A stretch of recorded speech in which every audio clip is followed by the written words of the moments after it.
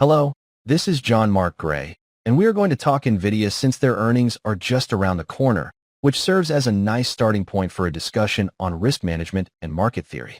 Ponder this. Would one prefer to hold a significant position in a high-flying stock, such as NVIDIA, within their account, thereby riding its potential long-term growth?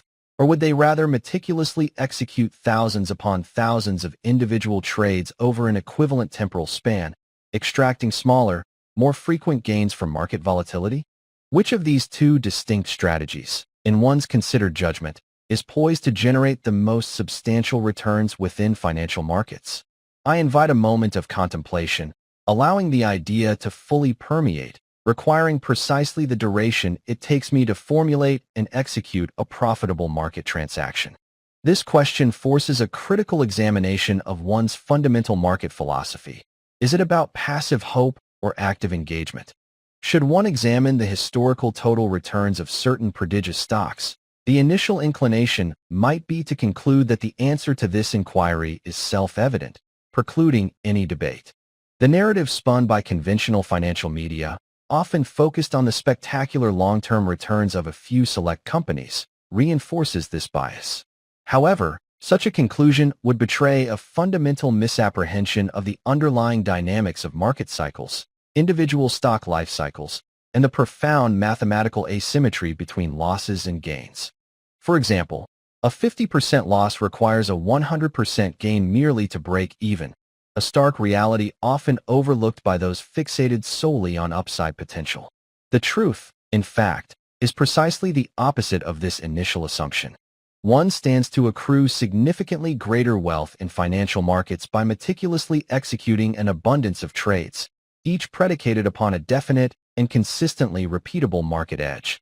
This profound insight underscores the incredible beauty and intrinsic power of compounding, particularly when applied to the philosophical understanding of money, where consistent, smaller gains, relentlessly reinvested, outpace the volatile, often illusionary, promise of a single, perpetual growth trajectory.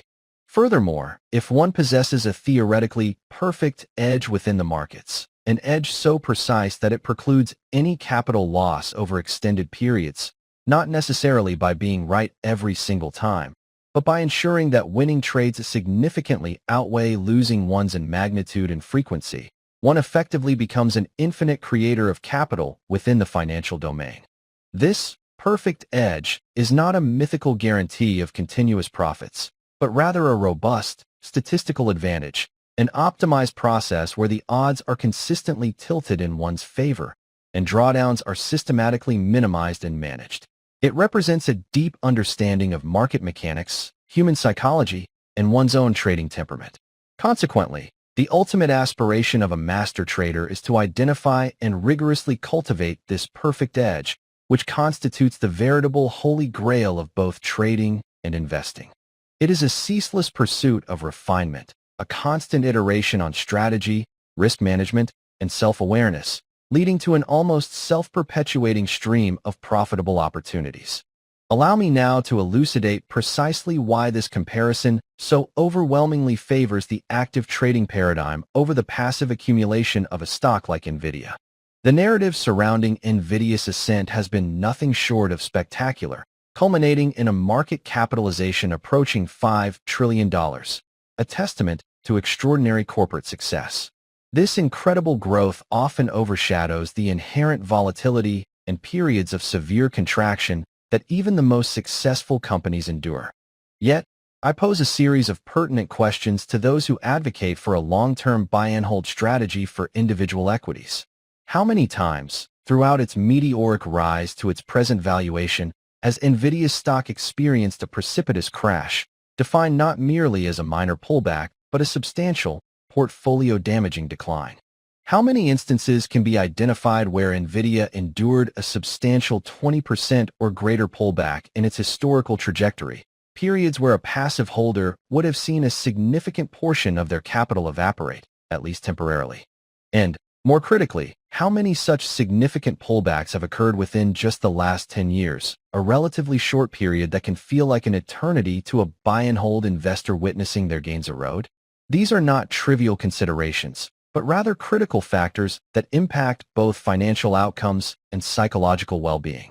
While a detailed mathematical exposition might divert from the conceptual thrust of this work, the undeniable reality is that a truly adept participant would have generated significantly greater wealth from NVIDIA by strategically trading its fluctuations rather than merely holding it. This involves discerning opportune moments to re-enter positions after substantial pullbacks, utilizing market context to precisely define entry points in anticipation of subsequent recoveries, thereby capitalizing on the stock's inherent volatility rather than being a victim of it. Indeed, I have personally engaged in trading NVIDIA.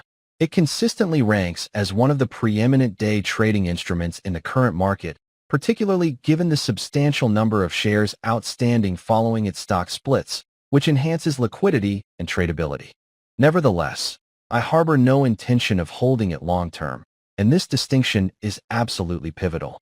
My engagement is tactical, not a long-term commitment predicated on the hope of perpetual linear growth. There exists an inherent and immutable risk in the indiscriminate act of purchasing and holding any stock, particularly one as highly cyclical and volatile as NVIDIA, which has historically experienced numerous substantial corrections. These corrections are not merely minor blips. They are often brutal, multi-month declines that test the resolve of even the most ardent believers. Recall the pervasive narrative surrounding Bitcoin at one juncture, which posited its imminent revolutionary transformation of the financial landscape, captivating the imagination of millions with its promise of unparalleled returns and systemic disruption. How much of that impassioned rhetoric ultimately materialized into enduring, stable value for those who bought at the peak and held through the subsequent brutal bear markets? A cautionary principle emerges. One should never succumb to the seductive allure of hype surrounding any particular stock, nor should one be unduly impressed by superficial qualities in any domain. Such phenomena frequently represent ephemeral manifestations of value, fleeting moments of market euphoria rather than sustainable, fundamental strength.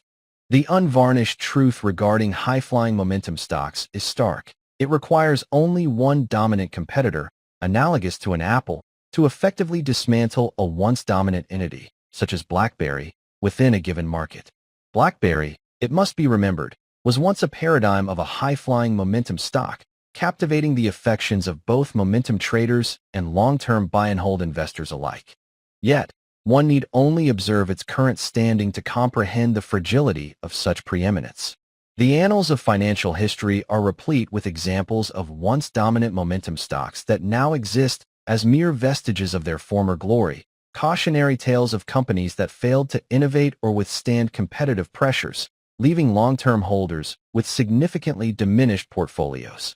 Therefore, one is not only tasked with the demanding endeavor of identifying a genuine market leader like NVIDIA amidst a vast array of overhyped imposters, a task requiring keen fundamental and technical analysis, but also burdened with the obligation to maintain that position unflinchingly, resisting all temptation to realize profits, in the hope of reaching a $5 trillion market capitalization. This strategy implicitly demands that one never crystallizes gains, eschewing the realization of profits that could be reinvested and compounded elsewhere. But what precisely transpires if technological paradigms shift abruptly, rendering a once dominant product or service obsolete? What if a formidable new competitor emerges, seizing market share with a superior offering? Or if major corporations elect to insource their high-end GPU manufacturing, thereby conserving billions and diminishing the need for external suppliers?